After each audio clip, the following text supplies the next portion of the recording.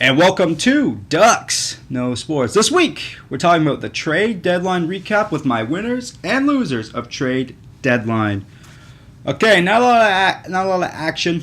I thought Rick Nash staying put, Steve Ott staying put. A lot of big names staying put. A few big names like Jeff Carter being moved, but a lot of big guys staying put. So not much action, but still winners and losers for this year.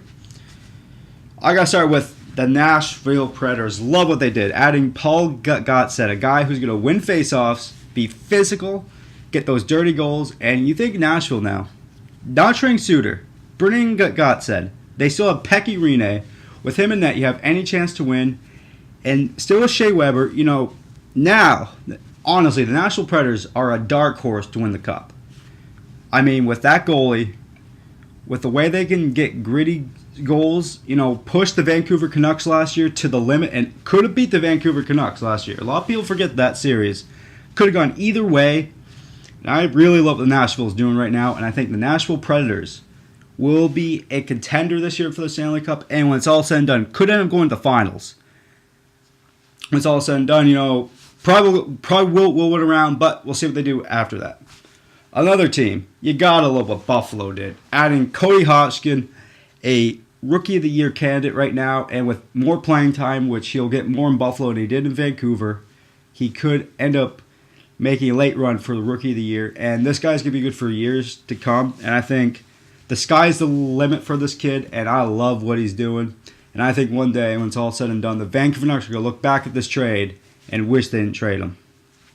But that being said, I also like what Vancouver did. I can see it on both sides because, yes, trading Hodgkins in the long run is stupid, but in the short run it's smart because they get Katzen, a kid, a really gritty kid.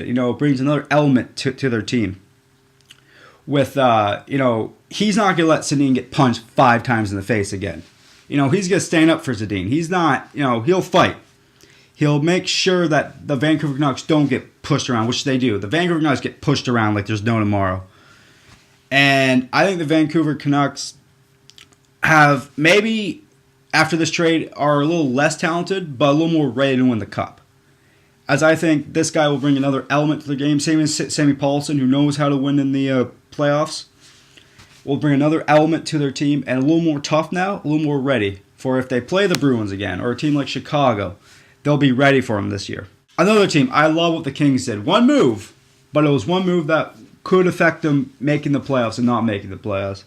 Adding Jeff Carter to play with Mike Richards, who these two have sick chemistry going back days at with the Flyers, and two guys are good friends, like playing together, so I think it's a great move, and I think this will propel the Kings into the playoffs, and when the Kings get into the playoffs, make it 7th or 8th, I think they can make a real run at a team like Vancouver or Detroit for the top seed, because this team's really good and could push a team like that, just because with Jonathan Quick in net, again, another guy with he's in net, you have a chance to win every night. And LA doing good. Now teams didn't do so good. Okay, let's start with the Capitals here. The Capitals been falling all year. They went from a top team in the East to now battling for 8th spot, and I still believe they don't even make the playoffs. I mean, yeah, I know they've beat the Leafs and the Canadiens, but hey, that's the Leafs and the Canadiens. And not adding anybody, I thought it may be time for maybe a Green trade or a Sembin trade or a trade like that, bringing some more grit. And I just think it's same old, and if the Capitals might get 8th place, but when they get there, it'll be easy pickings for the Rangers or the Flyers in the first round. Now another team. The Toronto Maple Leafs got a good start, and it finally looked like Brian Burke was going to make the playoffs and look like a genius and building a real contender in the East with the Leafs. But not doing anything when this team's fallen in a tailspin last month, not doing one move. They're doing one move, which is actually selling Keith Ollie, who is a great young defenseman, can block shots, big guy, can play in the power play, great defenseman, and giving this guy for a guy in the minors, Carter Ashton, who could end up being a good player, not to rip on the guy, but you know what Keith Ollie is, and I don't know why you give up on him so quick after you get him in the Dion Phaneuf trade. I mean, I mean, that deal makes no sense to me, and it looks like another year Toronto will miss the playoffs again. And if they miss, look for Burke's job to be in jeopardy, and look for Ron Wilson to be gone. Another team, Columbus. I mean, yes, you traded Jeff Carter, you got Jack Johnson back, great defenseman, great move, first round pick, great move. But not trading Rick Nash, fine. Don't want to trade Rick Nash. Hey, you didn't get the pieces you want, fine. But for Phil Housen to throw Rick Nash under the bus for saying he came to me with the trade, I didn't go to him, he came to me for the trade, is unprofessional.